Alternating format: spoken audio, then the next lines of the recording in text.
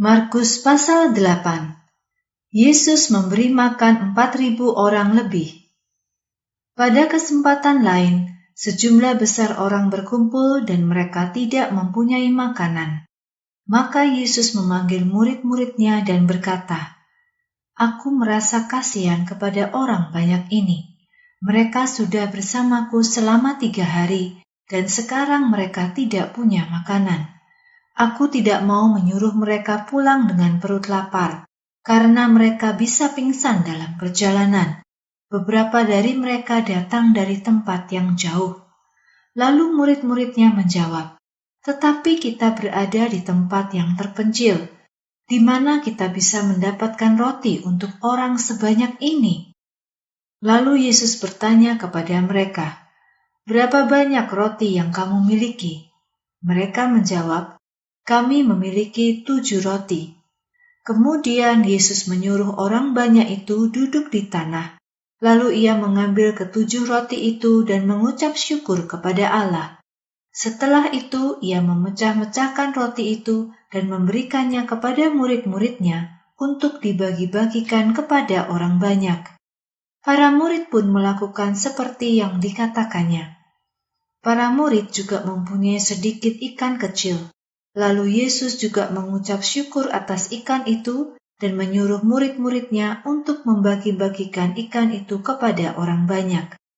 Maka mereka semua makan sampai kenyang.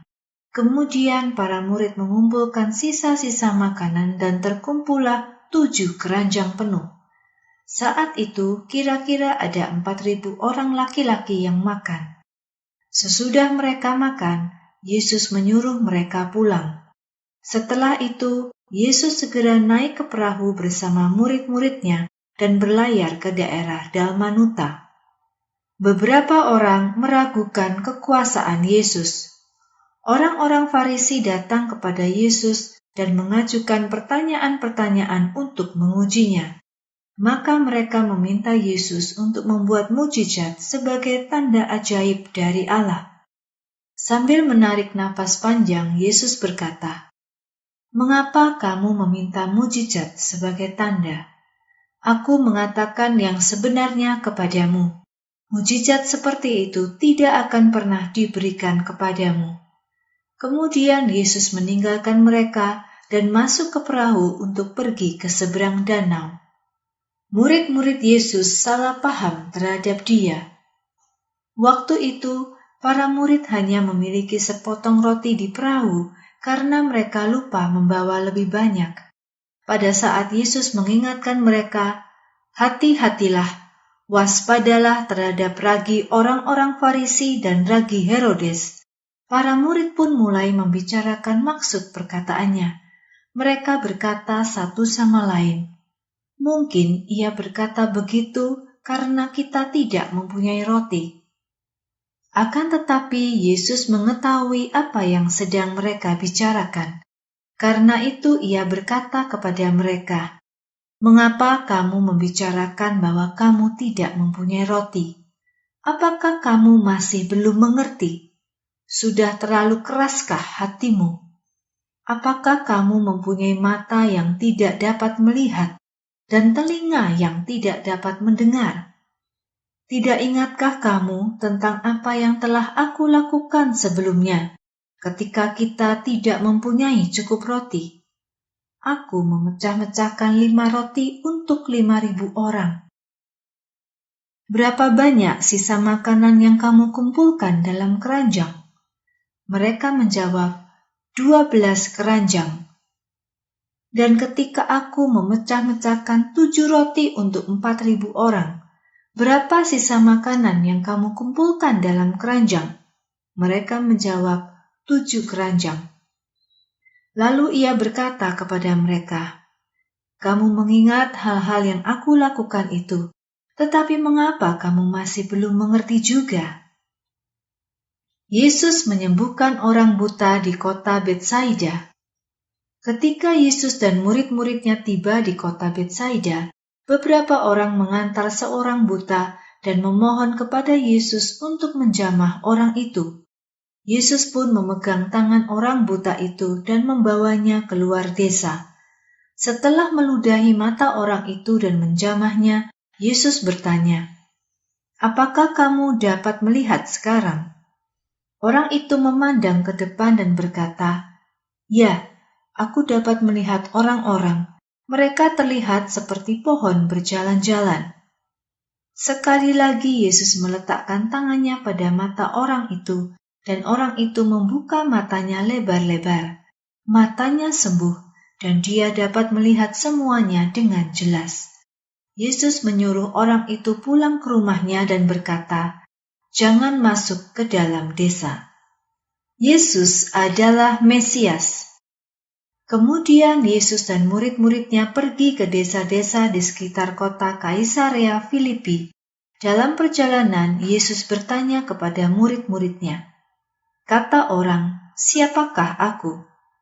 Mereka menjawab, "Beberapa orang mengatakan bahwa engkau adalah Yohanes Pembaptis. Yang lainnya mengatakan engkau adalah Elia. Dan yang lain lagi mengatakan engkau adalah salah satu dari para nabi." Lalu Yesus bertanya lagi kepada mereka, "Tetapi menurutmu sendiri, siapakah aku?" Jawab Petrus kepadanya, "Engkau adalah Mesias." Yesus memperingatkan murid-muridnya, "Jangan katakan kepada siapapun tentang siapa aku." Yesus berkata, ia harus mati. Kemudian Yesus mulai mengajarkan kepada murid-muridnya bahwa Anak Manusia harus menderita banyak hal.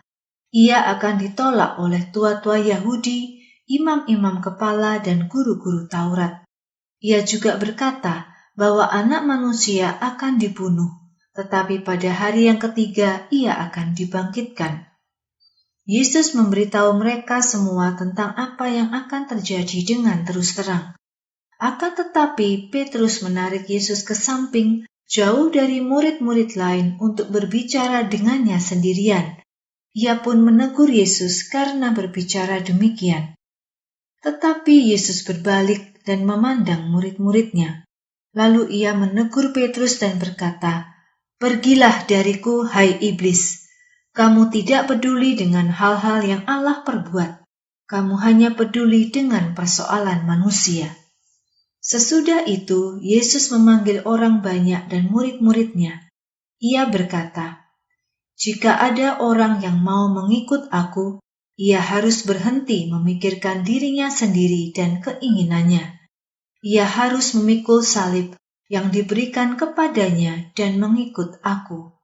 Jika ada di antara kalian yang mau menyelamatkan nyawanya, maka ia akan kehilangan nyawanya.